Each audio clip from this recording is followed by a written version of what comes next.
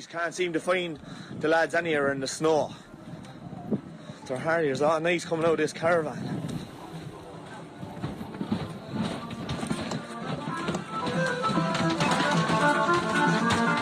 Hey, what's going on in here? Taggy's inspired us. Give up the hurling and start the dancing. Text in to 53125. Woo! Tommy, explain yourself. Yeah, it's rarely a laugh at your own jokes, really, but it's funny enough, in fairness. We were there last Tuesday night, Pancake Tuesday. We were all up in Mammy's, and we were all home. And in fairness, Martin's wife Claire was down from Dublin, down from Tallaght. She was making the pancakes for the first time. So Shane got in a phone call earlier on the day before, from Kayling, a girl from Urlingford, to maybe do a little video just to support Taggy. So Shane, and his bright idea is anyway, just said we use the caravan fathered head, and sure went down anyway. Like, we'd often send out a text, maybe someone's birthday or someone's getting married or 80th or, and so on and so forth, and you never hear anything else again. Like, it's on the WhatsApp. Geez, the minute we went back up to the house, 20 minutes later, the phones were absolutely hopping. So, listen, it could easily have went wrong too, but it was a bit of crack, and sure, it's just kind of a, supporting Taggy really, and Dancing with the Stars. Yeah, it's brilliant. You're watching much of him? Ah, yeah, watch it every Sunday night. That's great when you know somebody in it. Now, we would have watched it throughout the years, but it's great then when you have your own friend dancing in it, and he's so good, like, as well. You'd be proud of him, and we always knew he had great rhythm. When we were out nightclubs and often foreign holidays and that, he was always the guy we sent out into the dance floor for the dance-offs, and he had great rhythm, and you could even see that in the hurling field, and he's great fun to be around as well. So it was no surprise that he's doing well on Dance with the Stars. Yeah, so you're saying it's not necessarily a direct transferable skill set, Tommy, not for everybody, like? Well, you have to have rhythm. So if you have rhythm, you can do it. But as well, I think, judging by the comments on Dance with the Stars, they're blown over by his work ethic. And but we wouldn't be, because we've seen that from the minute he came in on the Kenny panel. His work ethic was serious. Like, between gym work, core stretching, his work rate on the field, tackle count, and the big day didn't matter, big day, small, he did it every day. So, yeah, I'm delighted that everybody else in the whole country, because I suppose it likes of the TJ Reeds and the Henrys and JJs and O'Larkins, and Taggy was kind of the unsung hero, really, but we knew he was a hero in our dressing room. And it's great to see that the whole country's kind of getting to see his personality and his work ethic. Yeah. What sort of a pancake filling did you go for? Well, to be honest, I just ate them. So I don't know what was in it, but they were nice. But chocolate spread was on one of them anyway. Some sort of syrup as well, but whatever was on them anyway, I was eating them. Lace into them. Why not? Tommy, let's get into it. The hurling at the weekend, and obviously Congress upcoming, and a lot of chat about the black card in hurling, obviously, over the last while. It seems like it was a conversation that was entertained for a little while, but I mean, the latest development was the GPA survey yesterday. I don't know if you've seen this, but something like 89% of respondents came back to say that the black card in hurling wasn't something that they wanted. Some would say, Tommy, that you do away with cards in hurling altogether, but it seems like this one particularly is not going to come in, and I'm sure that's something to welcome. Yeah, like, you bring in, the black card came in the Gaelic football because they were having issues with the cynical fouling, and game to game there's always going to be some cynical fouling, but if there's no one really complaining too much about it, why try and solve a problem that's not there? So I don't think cynical fouling, listen, I know people who say there is cynical fouling in hurling, but we don't see it as a problem. As in, like, it doesn't happen too often, and really, when it does happen, there is scores come off it. So I don't think it's an issue in hurling. So why bring in something that will probably cause more issues than anything? Well, your former colleague, Tommy, sorry to cut across, your former colleague Eddie Brennan was talking about it and saying that there might be a need to bring something in, that it isn't the black card, but there might be the requirement to bring something in, whether it's a free on the edge of the D or there's an accumulation of fouls at some point, you then have some sort of a sanction after that. Why, though? I'd say, Adrian, why?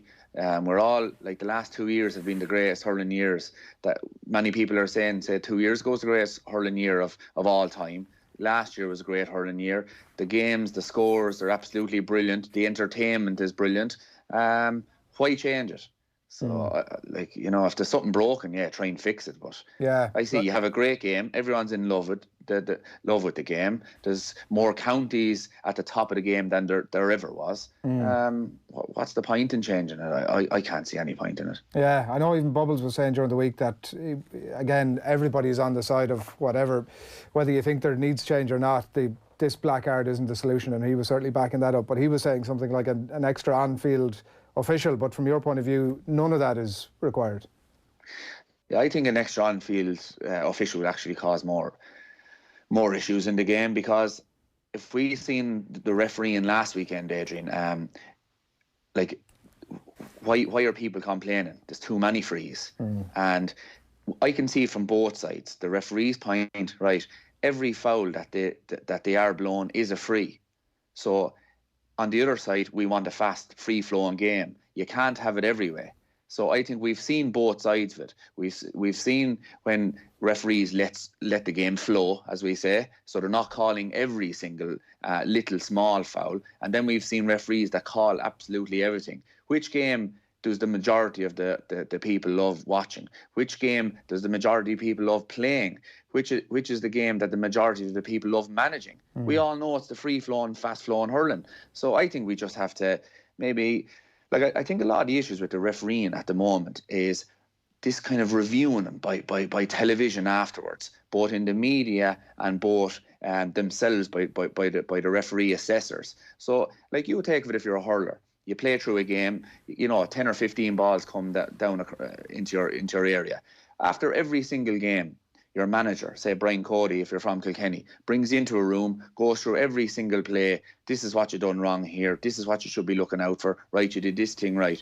I think there's no player would enjoy that. And that's what we're doing to the referees. We're going through every single free. Well, I don't know. I think this is what they do when they're reviewing them. They go through these videos of their games and say what they did right and wrong. I would rather if they use their gut feeling, right? It's okay to leave the assessors there up in the stand, because we all want to improve refereeing, we want to improve hurling. But maybe assess them on your gut feeling. So last weekend, you'd say maybe to Johnny Murphy, Johnny, listen, you know, probably blown a bit too much there. The next day, maybe, you know, you can play a bit of advantage, let it flow a little bit more, and just see how it pans out. And I think that would be much more beneficial. Yeah. I think the referees themselves would enjoy it more. We do live, obviously, in the world of VAR, and I suppose that's probably one tends to infiltrate the other. Like, I suppose the last point on it, Tommy, maybe it comes back to the point that Babs was making there just previously in relation to the weight of the ball. I suppose the one thing that you might say would be that obviously players now have the capacity to belt the Schlitter pretty much the length of the pitch. And it's in every way impossible, obviously, for the referee to keep up with play. If something is going on at that end, they're reliant on a couple of umpires who, and there's been conversations about that as well over the last few weeks, you know, who frequently aren't necessarily that qualified to be making those calls. That's probably the large case for it. That they're not able to keep up with the play because the ball's moving too fast. I don't agree with that. I think the problem is they're seeing too much, you know, because when you see it all, like, when are people giving out about referees? When they're sending offs for something that's kind of innocuous, and when there's too many frees. So a referee that's going to be able to keep up the play, she's going to see more. And but I suppose, look at it might be a case that where there is a sending off, that referee could end up being 30, 40 yards away from the action, might not actually see a huge amount, is sort of relying on a little bit of hearsay, might not have a clear view of it. And I guess if there was the point where once it passes the halfway line, the other referees in play, and they've got a view of that, it may well have not been a sending off or may not have been a free. Yeah, but I think the sending off one is easy. Like, you can just consult with your two umpires and your linesmen. So, like, the sending offs really are technically sending offs, you see, Adrian. That's the issue here. Like, if you go to the rule book, technically most of the sendings off are sendings off. But I don't think that's what the people want, because some of them are mistakes. They're just, when you use a hurl, you're using your arms, there's a lot of things can go wrong when you're trying to tackle somebody. You're moving so fast towards you. So, you know, it might your hurl might hit off someone maybe a little bit high, or like say take Conor McDonald's for example. A guy was trying to go past him, he stuck out the hurl and hit him in the stomach. So I'd say probably in the rule book that probably is sending off. But any keen supporter and follower of hurling knows he left out the hurl. Listen, he left it out a little bit late. There was no one hurt or there was no one injured. It wasn't dangerous, and just let it off. Like, but probably the referee probably knew, right, this is going to be on the Sunday game tonight. It's probably going to be trialled by various different camera angles. Was it technically a sending off? Yes, it was, and I better send them off. Towards if you didn't have any of that, going back to your point, I don't think that would improve the game. Well, I think he I mean, even when it comes to that, even outside of the Sunday game, like you rightly identified, that he'll be sitting down with whatever the referees, assessors are within Croke Park, and they'll be making that same decision, and they'll be deciding that, I suppose, out the other side of that, if it was a sending off and he hasn't taken that action, that by the letter of the law, that he's going to have his games curtailed. I don't know how it works, but we'll see. I think the question the question we'll probably have to ask ourselves just before you go is, do we want every foul? The referee could have a brilliant game, and it's a terrible game to watch because he sees every single technical foul, he sees every free. So do we want the game refereed absolutely wonderful and every free called, or do we want to see entertainment? Do we want to see a great game where a referee is allowed uses kind of common sense, let a free go here and there might be a bit of advantage? So I think that's the question we might have to ask ourselves as a GA community. Bad news for Kilkenny during the week, Tommy. Obviously this is a massive blow obviously to the player himself, and you assume by knock on to Kilkenny's season as well, with the news that Adrian Mullen is out. Yeah, very disappointing. Like you'd often hear me talking about these extra special players, you know, the Ozzie Gleesons, the Shamie Callanans, the Tony Kellys. Adrian Mullen is one of those type fellas. Like in the gym, he's supposedly absolutely brilliant. In his 100-metre sprints, he's absolutely brilliant. We've seen what he can do on the big day for both Ballyhale and for Kenny as a young player.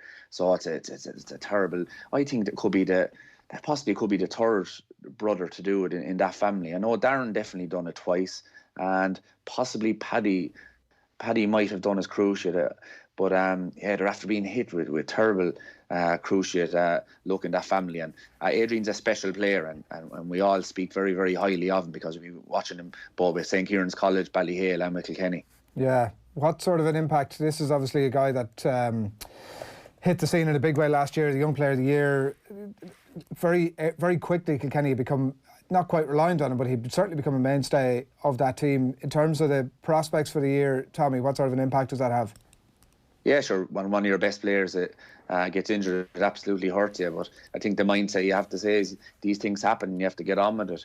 Like it happens to great teams all the time. Players getting sent off, maybe missing All-Ireland finals, players with injuries. But over a whole season, it's one less guy that Wexford or Galway or anyone in the Leinster Championship, Dublin, Laois will have to look out for. They can maybe put more focus on Mark and TJ, on Mark and Richie, on Mark and Wally, Billy Ryan from Ballycallan. So yeah, no, it's going to hurt them. But listen, they have to get on with it. It's happened to many teams. Look at the Gooch. The Gooch got injured when Kerry were supposed to be gone back in 2014 or 15, and it looked like Kerry's chances were gone. Who stepped up to the plate? James O'Donoghue had an outstanding season. So it might be a chance for some other young player to step up and drive it on. Yeah, just at such a young age, it was, and everybody was so, the hurling public were so keen to obviously see him in the year ahead is another aspect of that. Similar enough situation at Limerick as well, Tommy, obviously with Richie English, and that, I mean, one of the great areas of strength obviously for that Limerick team across the full back line. Is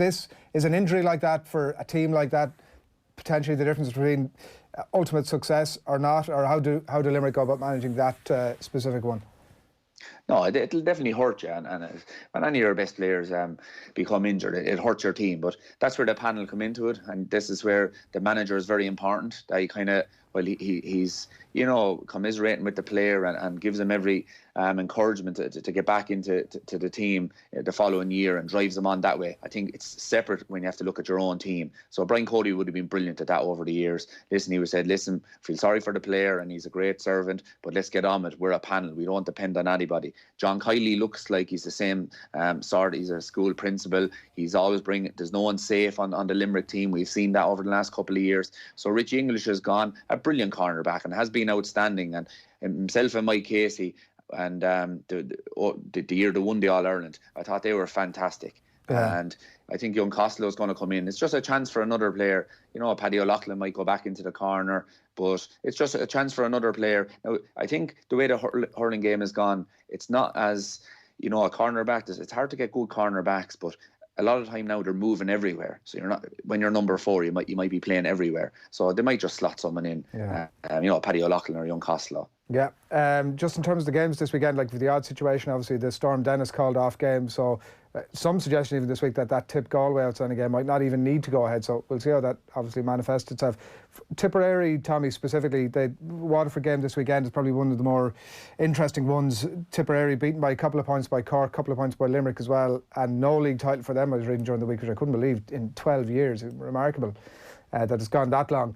From what you've seen, I know Liam Sheedy listened to him before the Westmeath game, that he was saying that he wasn't that panicked, that they weren't that far off it. It's obviously very early in the year. From what you've seen, where are this Tipperary team at now? Yeah, and the last time they won it, Adrian, Liam Sheedy was the manager. I think it was 2008. He came in first or second year and really went for it, and he beat the Kilkenny team that was on top at the time, and probably sent out a message to the rest of the country that we're here to stay. So we know Liam Sheedy treats the league very seriously. He did last year as well, although they didn't go on and win it or even get to the final. He definitely put out strong teams in every game. So where are they at? I think they're trying to find players. I always found with Liam Sheedy, he settles down the team coming near the end of the league. So you will see, like the Callanan and the Bubbles, these boys will be coming back if he wants them on the team. Callanan scored 1-1 last weekend. I see Barry Heffernan now, they're trying full back. So they have a big decision. They put Ronan Maher back full back in the All-Ireland final last year, and he was outstanding. But I think we all know Ronan Maher's best position is out the field on the half back line. He's not necessarily a marker. So he was out centre back last weekend to give Paddy Maher a rest and to put Barry Heffernan in full back. Barry Heffernan had an outstanding All-Ireland final last year. Absolutely superb, both in the air and on the ground. So I'd say we'll probably see Barry Heffernan get a chance at the full back position over the next couple of games and see will he be the man to take him into the championship. You will see that team now starting to settle down. So what are they looking for? Sheedy will probably try and bring in 1 or 2 new players. He won't upset the apple cart too much. So I reckon Jake Morris, he's after having a great league. He was brilliant with the under-20s and under-21s the last couple of years. He scored another goal, I think, there the weekend. So I'd say Jake Morris is definitely one. Keane Darcy is another guy that we'll look at. So Mark Keogh from Kilsheelan was tried during the league. But I'd say young Darcy and Jake Morris will probably be the guys he'll look to freshen up the team. What are you thinking in terms of the Galway-Cork game? Galway almost in a position, Tommy, where they can't afford to lose this, and went large portions last weekend without scoring. You can look at that either way, obviously, that some of those scores go over and suddenly they're on the other side of it. But your take on where that Galway team are at this juncture? Yeah, Galway are playing Cork, and I think probably both are in different places. Galway are definitely trying to find their team. So they had a team, a kind of a core group that has been thereabouts the last couple of years. They have a new manager in now, Shane O'Neill. So there's a lot of their minor winners and under-21 teams. They're starting to get their chances now. I was looking even up through the middle, like a Gerard McInerney, who has always been there, young Cooney centre back, Cannon centre forward. So definitely kind of he's trying out new guys, and we will definitely see a different, I'd say, Galway team come championship. Who is showing the most promise? Cathal Mannion is best position seems to be midfield, so he's out there again, and I'd like to see him. He likes the freedom of the park, moving around, using his athleticism, using his speed. He was outstanding out there last year, as opposed to the confines inside. And then you have Conor Whelan. Just looking at Conor Whelan physically and even his hurling wise, he's been outstanding this year, and he's turned into the new leader. And this is what you want with teams. You want the new lads who were kind of biding their time when they're 19, 20, 21, but then taking on the mantle of leadership that give me the ball when needs are greatest. And he was brilliant again last weekend, Conor Whelan, and I'd expect him to have a big championship. So where are Galway? I think they're really trying to find players and settle down. I think we're going to have a new Galway team and a lot of new players on the team come the Leinster Championship. They're playing Cork. I've seen a different Cork the last couple of weeks. So Diarmuid O'Sullivan is in. He's trudging up and down the sideline. He's berating referees. He's driving them on. They know to win an All-Ireland, they're going to have to increase their work rate and their forward line ageing. They're going to have to get in hooks, going to have to get in blocks. And the key, there's 3 key men to that Cork team, and if they're going to win the All-Ireland, I would expect these 3 lads to have a big summer. That's Taggy Dalton from Father O'Neill's. He had an outstanding club campaign. He was brilliant both with McKilly and with Father O'Neill's. Aidan Welsh, we saw he scored a powerful goal last weekend. There are usually balls into the corners. The Cork forwards darting here, darting there, lovely balls over from the corner. No, straight ball into the edge of the square. Aidan Welsh comes in, shoves a few lads out of the way, catches it, puts it in the back of the net. And Harnedy, we all know Harnedy's probably been trying to carry that mantle on his own for the last couple of years. So they've 3 physical lads now, and if they're going to win an All-Ireland, it's when we're out in the crowd in Páirc Uí Chaoimh or Thurles or somewhere, and we see something like Taggy Dalton running 40 yards and hooking a lad, or shoving a lad out over the line. The Cork crowd will get behind him. Diarmuid O'Sullivan, the Rock will get behind him. Kingston will get behind him. And we'll see a Cork team that finally probably sees what it's going to take to win an All-Ireland. So I think they're pushing hard for that. I'm seeing a lot of hooks, a lot of blocks the last couple of weeks. And yeah, it'll be interesting. But I think they're both in different places, Cork and Galway. Yeah, all right. Interesting times, Tommy. Thanks a million. Yeah, thanks, lads.